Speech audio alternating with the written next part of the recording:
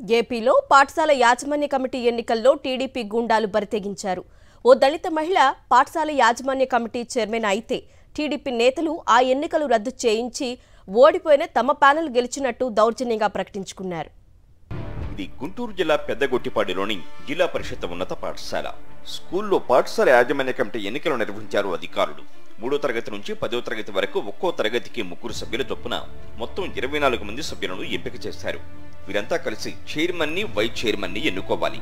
అయితే యేసు మరియమ్మ ఒక ప్యానెల్ ఏర్పాటు చేసుకున్నారు. ఈమెకు పోటీగా తెలుగుదేశం సానుభూతి పరులు మరో ప్యానెల్ ఏర్పాటు చేసుకున్నారు. యేసు మరియమ్మకు వైఎస్ఆర్ కాంగ్రెస్ పార్టీ మద్దతుదారులు మద్దతు పలికారు. ఎన్నిక పూర్తిగా చేతులు ఎత్తి మద్దతు పలికే విధానంలో నిర్వహించారు. యేసు మరియమ్మకు 12 మంది మద్దతుగా చేతులెత్తారు. తెలుగుదేశం మద్దతుదారుల ప్యానెల్కు 11 మంది మాత్రమే చేతులెత్తారు. ఎన్నికలకు మరొకరు గైర్హాజరయ్యారు. దీంతో స్కూల్ ఇన్ఛార్జి హెచ్ఎం వేణు యేసు మరియమ్మను చైర్మన్ గా ఎంపికైనట్లు ప్రకటించారు. ఇదే సమయంలో టీడీపీ నాయకులు మా సభ్యుడు ఒకరు ఎన్నికలకు గైర్హాజరయ్యారు, వచ్చిన తర్వాతే ఎన్నికలు నిర్వహించాలి, ఇప్పుడు నిర్వహించిన ఎన్నికలు రద్దు చేయాలని పట్టుబట్టారు. మరియమ్మ ప్రమాణ స్వీకారాన్ని అడ్డుకున్నారు.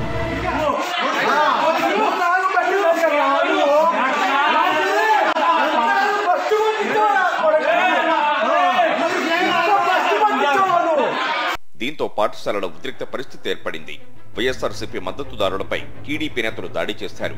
పోలీసులతో కుమ్మక్కై వైఎస్ఆర్సీపీ మద్దతుదారులను బయటకు నెట్టేయించారు. తాపీగా కూర్చొని ఓడిపోయిన 11 మందితో పాఠశాల కమిటీ వేసుకుని ఇన్ఛార్జి హెచ్ఎం వేణుతో టీడీపీ ప్యానెల్ గెలిచినట్టు ప్రకటించుకున్నారు.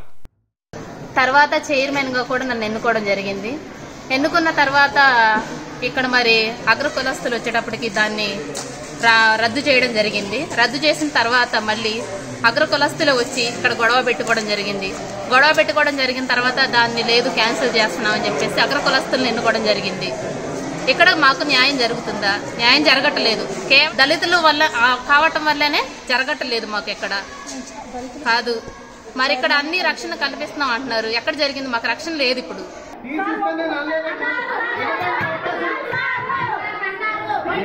టీడీపీ నాయకులు చేసిన అప్రజాస్వామిక విధానంపై విద్యార్థుల తల్లిదండ్రులు మండిపడ్డారు. స్కూల్లో చదువుతున్న విద్యార్థుల తల్లిదండ్రులంతా హైస్కూల్కి వచ్చారు. దళిత మహిళా పాఠశాల యాజమాన్య కమిటీ ఎన్నికల్లో చైర్మన్ గా ఎంపికైతే ఎందుకు ఆ ఎంపిక రద్దు చేశారంటూ ఇన్ఛార్జి హెచ్ఎం వేణును నిలదీశారు.